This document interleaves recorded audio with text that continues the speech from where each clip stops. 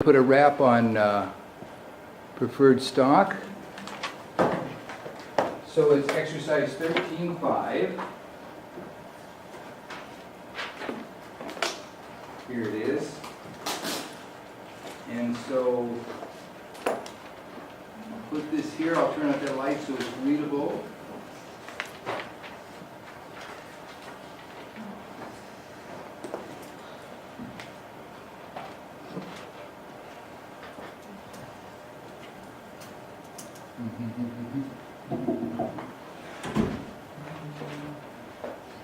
All right, so match each of the description 1 through 6 with a characteristic of preferred stock that is best described by writing the letter. Okay, cumulative, non-cumulative, convertible, callable, non-participating. Oh, non-participating.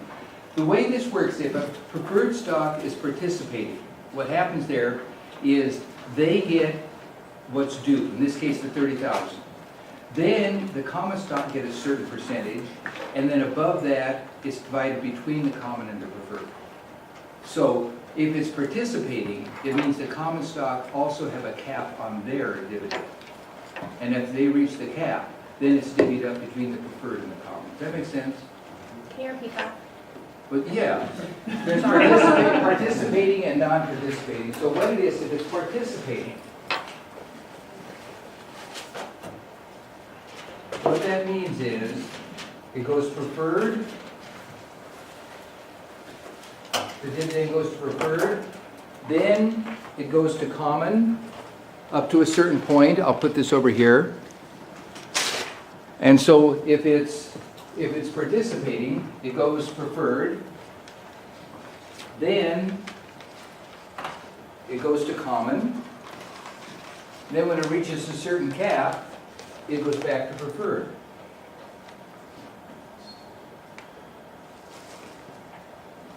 So they get their due, the preferred get their due. In this case, remember the 30,000. Then I'm presenting numbers here for illustration. Common stock would then get, I'm presenting number 20,000. Everything above that goes back to preferred. All of it. All of it. Well, I'm just saying all of it because it's easiest to see. It can be a kind of a complicated formula, but let's just say all of it because it's easiest to see. But what it means is the preferred do get their due before, and instead of all of the remaining going to the common, which is what we've had up until now, only part goes to the common, then once that cap is reached, it goes back to the preferred. And that's participating. And it's kind of an unusual thing, but let's throw out the definition now. And then all you got to do is, in this case, you just got to know the definition because you'll never have to work out the math. Okay? How you guys doing? Antonio woke up. Jonathan woke up. Nate looks pretty blurry-eyed. You know, one good thing about accounting is it's very relaxing. Listen, you guys, let me share. No, seriously, look, one time, this was several years ago. In that case, the publisher gave me these tapes, right? So this lady was going on a business trip, and she said, I'm really worried about getting behind. I says, I've got just the thing for you. I have the lecture tapes. Let me lend them to you, right? So anyway, I lent them to her, and she came back from her business trip, and she returned the tape to me and says, I hope it's okay with you. I copied these. And she said, I've had insomnia all my life. Nothing has ever worked. As I popped these in the tape, I'm not like a light. And she says, I sure think, and I thought, you know, we try to do good. Sometimes we just don't know in what way. Okay. Now let's get into the idea of treasury stock.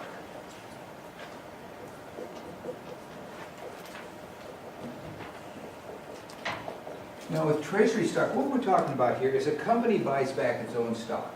So a corporation buys back its own stock. Okay, is what happens on this thing. And again, the thing that's realized here is not an asset. Okay? Rather, it's a contra owner's equity. Okay? So it's not an asset, it's a contra owner's equity. Okay? And so this is kind of one secret to understanding how the chapter works. And somehow you think they own something, it should be an asset, and all they do is it's a contra owner's equity. And that's one secret to making this whole thing work. Now sometimes what they do is they, and the other thing to make it work is that, and everything is at cost. Okay, so if you understand it's at cost, it's a contra owner's equity, okay, and a company's buying back its own stock. So the reason they do that is because maybe they have too much stock out on the market, and they're concerned about somebody gaining 51% by buying all these loose shares. So they bring in extra shares. They have shares they can pass on to their employees as a reward. When they do that, the employees then become owners of the company, and they start thinking long-term, right? So for instance, Tektronix had this reward program. What they did, it's along these lines, it's not a treasury stock per se, it's not a stock option, but what they would do is they had a profit sharing plan. And what they would do is at the end of the year, they would take their profit and they would give a healthy chunk of that profit to their employees. Now their employees started acting like owners instead of employees, instead of grousing, trying to form a union and all the rest of that. What they would do is, so for instance, they would walk out to their car. They see a nail in the parking lot, they'd steep down, pick it up, and put it in their pocket. So the delivery truck didn't get a puncture, right? Because they cared. Now at some point in time, it quit working because they grew and grew and grew. When they were small, everybody felt significant. But when they got large, it didn't matter anymore because you were just one of, and so it quit working. But they grew. At one time, they were the largest employer in Oregon. I don't know where they are now, but okay. All right, and you can also use it to support market price. So let's start out with an example. So in this case, what they do is they purchase 2,000 shares of their own stock, okay, for $4 a share, okay? All right, so 2,000 times 4 equals 8,000. So on May 8th is when they made the purchase. They have treasury stock,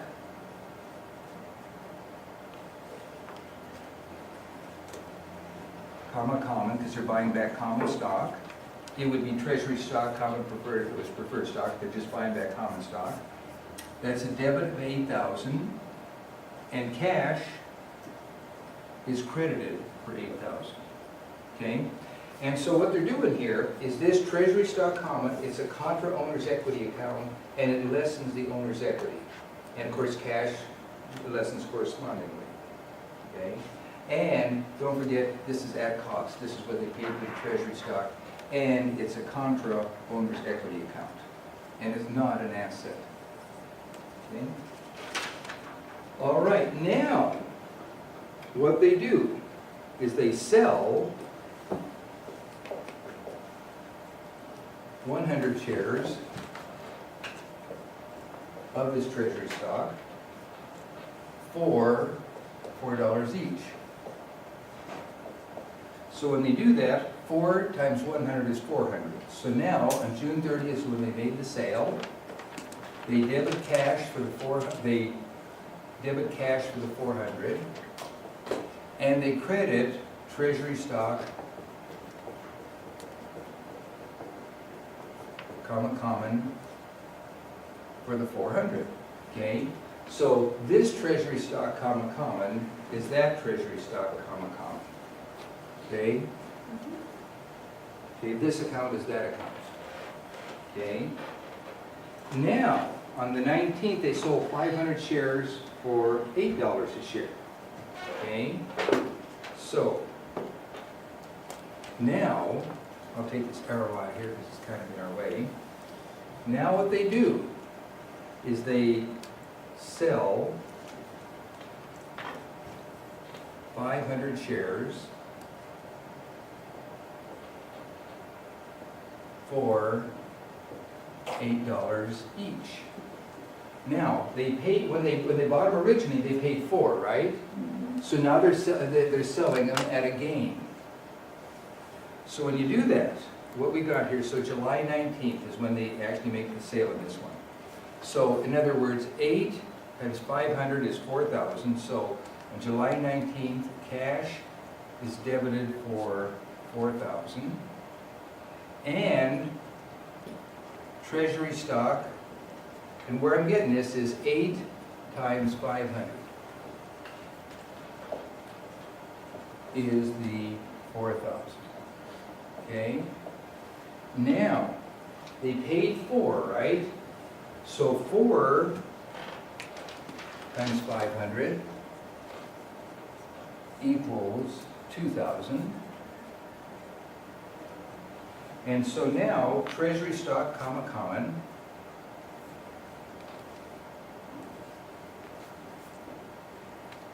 is credited for 2,000. And so what happens here now, it's a contra owner's equity account which has a normal debit balance, right? You're lessening it by 2, so you credit it, right? Correct. And then the difference is paid in capital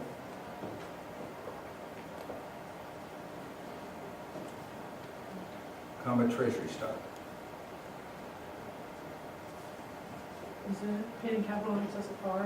No, good question, but not in this case. All you're saying is, when you sell your treasury stock for more than you paid for it, that excess goes into this account, paid in capital treasury. And it's an owner's equity account with a credit balance, so it increases the value of your owner's equity. So this will decrease the decrease, and this will increase it. What they do is, in this case, so now, on October 27th, what they do is they sell an additional, okay, so they sell 400 shares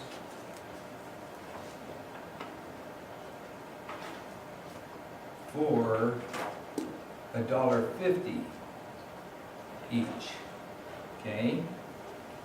So what you do on this thing is 400 times $1.50 is 600. So the deal is on August 27th is when they made the sale. Cash will be debited for $600. And it's $1.50 times 400 shares. Okay? Now, what happens on this thing is, let's go down to the credit entry, common stock.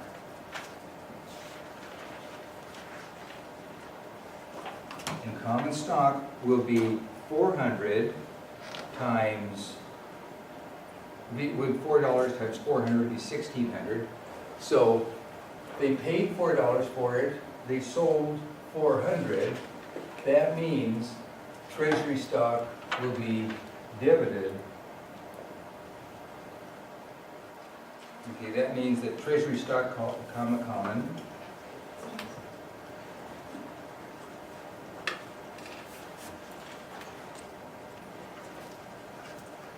will be debited for 1,600. Wait, the debit or credit? Was it debit or credit? It'll be a credit, because what it is this account here, right? It's the contra owner's equity account. Yeah.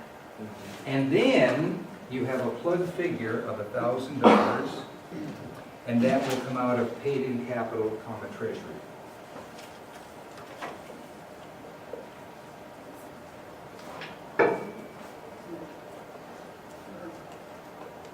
So, in this case, and this is kind of feeding off what we were talking about with just a little earlier, in this case they did sell it at a loss.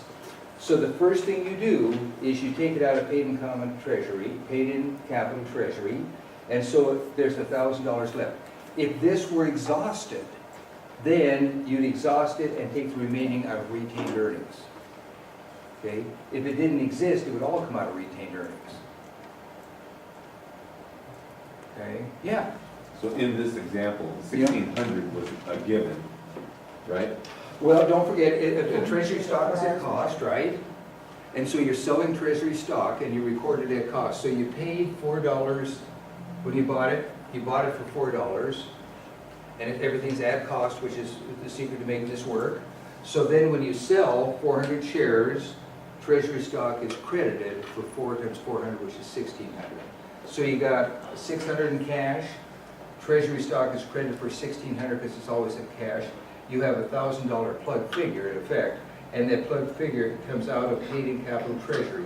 So this account is that account, If you had exhausted this account, then the rest would come out of retained earnings. So you would debit paid in capital and retained earnings. Yes, exactly. So, exactly. So suppose this had been a figure like 2,500, right? Then 2,000 would be a debit to the paid in capital, comma, treasury, and the remaining would come out of retained earnings. In this case, what we have is so you're authorized, this corporation is authorized 1,000 shares, and it's $10 par. Okay? And all I'm going to do is just show you how everything fits together by walking through an example from beginning to end. Okay? And we'll start out when they initially sell the stock, and we'll take it one step beyond what we did here when they retire the stock. And we'll just show you how everything fits together. Okay? So the first thing they do is they issue 100 shares at $15 each. So when that happens, cash will be debited for $1,500. And this, I'm going to move that over a bit, and I think I can kind of keep it all in one. Okay. Common stock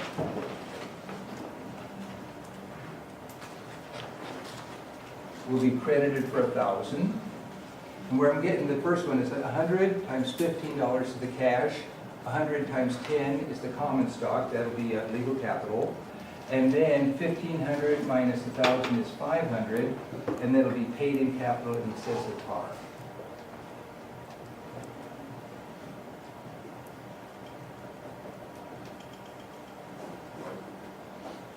Okay.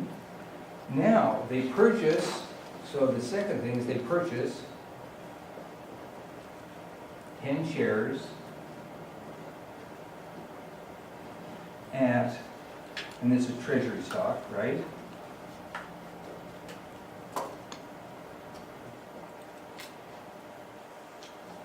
At $25 each, okay? So that means the treasury stock will be debited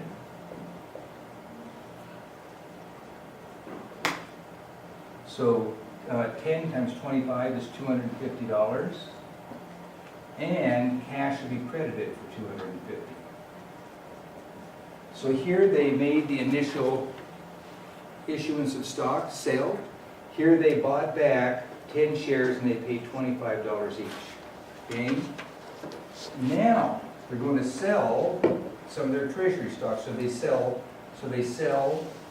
3 shares of, I'm going to put T/S. Is everybody okay for treasury stock? Okay? At $40 each. Okay? So cash will be debited. So 3 times 40 is 120. That's the cash they bring in. And treasury stock, in this case, it was $25 each, so 3 times 25 is 75. A plug figure of 45 will be paid in excess of treasury stock.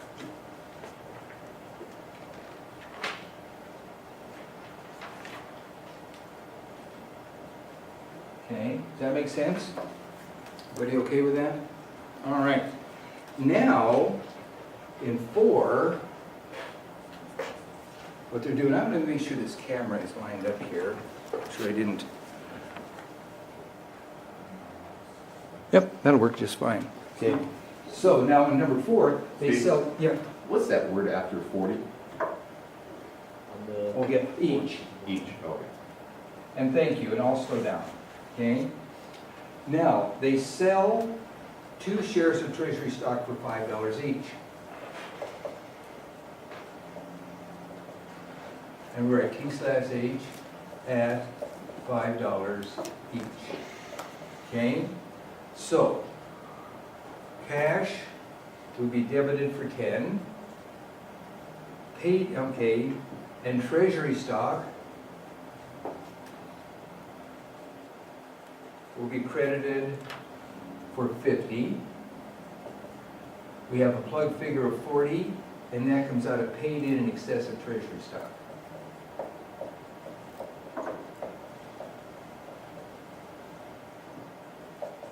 Does that make sense?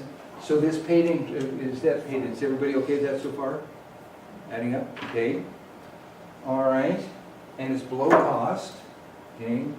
Now, we're going to do a number 5. So now they're going to retire. So they retire 5 shares of treasury stock. So we started out before the treasury stock, and we're going to take it one step further than we did in class. And when you retire any asset, you remove all of the related accounts from the book. So in this case, common stock will be debited for, let's see, it's 5 shares, and common stock is $10 par. It'll be debited for 5 times 10. So it'll be, so to remove this related account from the book, we're going to debit this owner's equity account for 50. Paid in capital in excess of par.